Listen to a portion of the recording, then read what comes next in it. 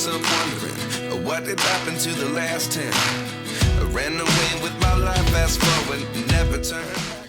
Hello, welcome to Always in Stitches, our YouTube channel. I'm Capi, and this is the Capi's a Bag project for 2024. We're actually doing the by Annie bags. She is an amazing designer of awesome patterns on how to make lots of projects and bags.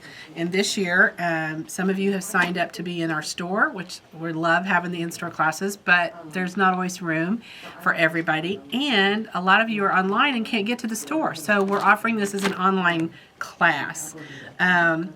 And really, the class is going to come with by Annie. She has on her patterns, when you buy her patterns, downloadable videos. You go to her website, you create an account, and then in the pattern there's a coupon code that you'll enter that makes the download video free when you buy the pattern. And it's a great deal. It looks a little confusing because you'll go to the website and it'll put a $5 charge in your cart. But when you enter the code, it takes the $5 code off, or takes the $5 off. So you still get it for free. And if you take this series of classes with me, you're going to want to have an account with by Annie so that you can just go to your library and watch the videos again and again. I'm not actually doing step-by-step videos because hers are fabulous. Why would I recreate the wheel when she's done such a great job? What I am going to give you in these classes is just the tips and tricks that I've used when making her bags to help make it a little bit easier and more understandable, and hopefully give you some ideas about ways to make things. So the first bag project, we'll call it, we're working on, is the Pettifor baskets, which is just a single sheet paper. Super easy. Love these. I have these. These were the samples that I made, and they sat on my sewing table, and they just naturally started collecting all my stuff. I mean, like, I could stick a little pin in the side of it. I was dropping my point turner in it. If I couldn't find something, it naturally collected in these little baskets. These are exactly the size it shows on the pattern. However, I can see making these bigger or smaller, however you want to make them. Great use for scrap fabric. You need about a 10-inch square to make this particular size, but gosh, I could see making them, even little. That would be fun. And just a good use of leftover fabric for sure. So I love these Pettifor bags or baskets. This is her product, by Annie's Soft and Stable. This is a foam product. By the time, if you're taking all of this class, which it's a 6-month class, 6 months, including this month, you would use an entire bag of this. So just get a whole piece of it because you'll use it. You just need little 10-inch squares for these, but if you're going to be doing the whole class, you're going to want this. I love this by Annie's Stable stuff. We use it all the time. It's so helpful. We do have another product that I like as well.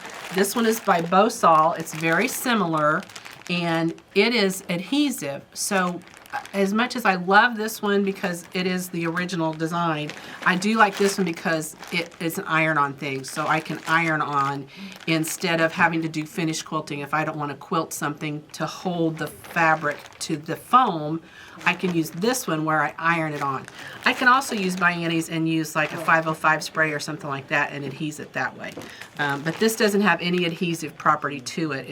It's going to be quilted in place, where this one I can adhere. So pros and cons both ways. Use what works for you. There's no right or wrong. And that's the hard part I want you to really learn. In crafting, there really is no right or wrong. It's your own creative energy. Do what you want. On these little baskets, I hand sewed one of them when I put it together, deplorably, by the way, because I'm a terrible hand sewist. But with this one, I just fixed it with my machine. I just went in there and sewed the little open part that you have to have open to turn it with my machine. So again, there's no right or wrong. Do what works for you. If doing it by machine works, look, you can't even tell. I'm going to fill it full of junk. Nobody's going to notice whether or not I hand stitched the inside of that or not. Some tools that are helpful when making bags, just in general. A point turner. This is one that we carry by Dritz. And this kind of gets into the corners and pushes things out. So, like, this is the next project we're going to show you. But if I have to push these points out, I can get in there with this and push, or even the curved part allows me to open up those seams and run that in there. So if you don't have a point turner, get a point turner. And then the other thing you're going to want, and this is, if you've taken any of my classes or watched any of my videos, you know I am all about the Bianti stiletto. This is the best tool. It does everything. It helps hold my fabric. If I'm sewing into my sewing machine and I want to get my pieces to slide, I can do that. It pushes points out. It stabs people. No, I'm teasing. I wouldn't stab anybody. That would be mean.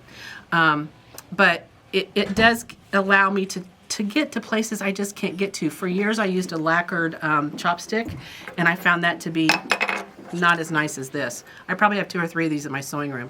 It's also flat on one side, so when you lay it down, it doesn't roll away, which I love.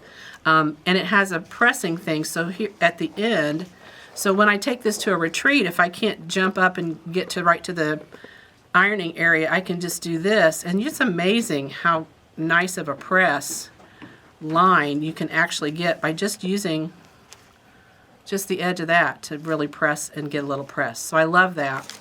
These 2 items together are certainly sufficient to do what you want to do. I love them, use them both all the time. But then I discovered these. These are made by Gypsy Quilter. They're called Stitchy Sticks. And there's a stiletto, a blunt tip ball, a tapered finger, a spatula, a turning tube, and then all the bodies of the tools are a 1/4 inch in diameter, which gives me a 1/4 inch measure everywhere I go. I have this set. I had it honestly sitting on my table for a long time and went, nah, I don't see the point. And then I picked it up and started using it. Peter's going to link in the list of things available for this video, the video that shows how to use these tools. I'm all sold out on these Stitchy Sticks. They are the bomb. If you make very many bags, you'll find these have a lot of functional, really good uses.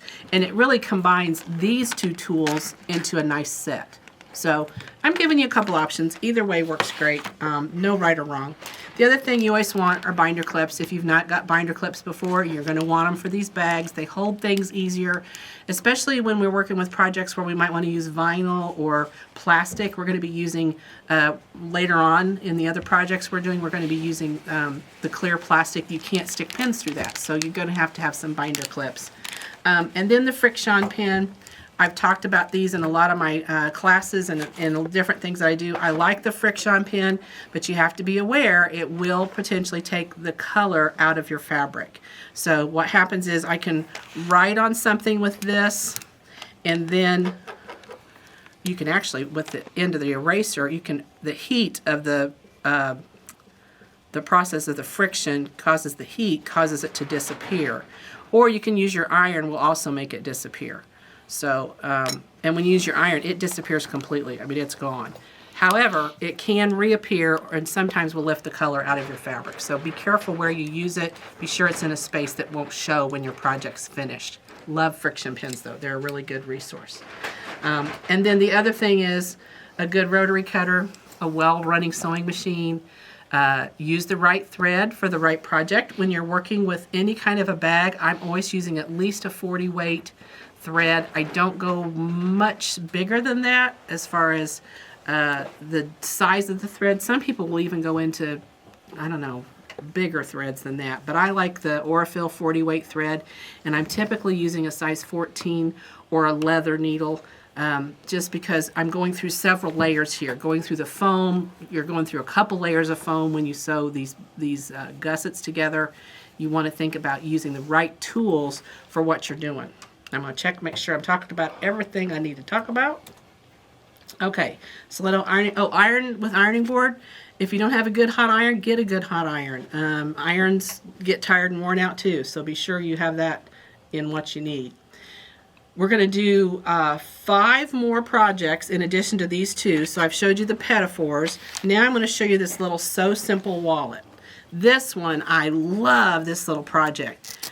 It is exactly what it says. It's so simple. It's got little pockets in here where you could put credit cards or some cash. This time I've put Velcro on here and put a faux button on the front. The button is not working anything. It's just to look cute. But what I love about this little project is it's so versatile. I can give it to anybody, men, women, kids love it with a gift card inside. I can stick it in my wallet with a little bit of my credit cards, just kind of hang out in there, coupons, whatever you want to do with it. Great, great gift. So simple wallet. Follow the directions exactly in the pattern as it was if you're playing along. You potentially are doing this online.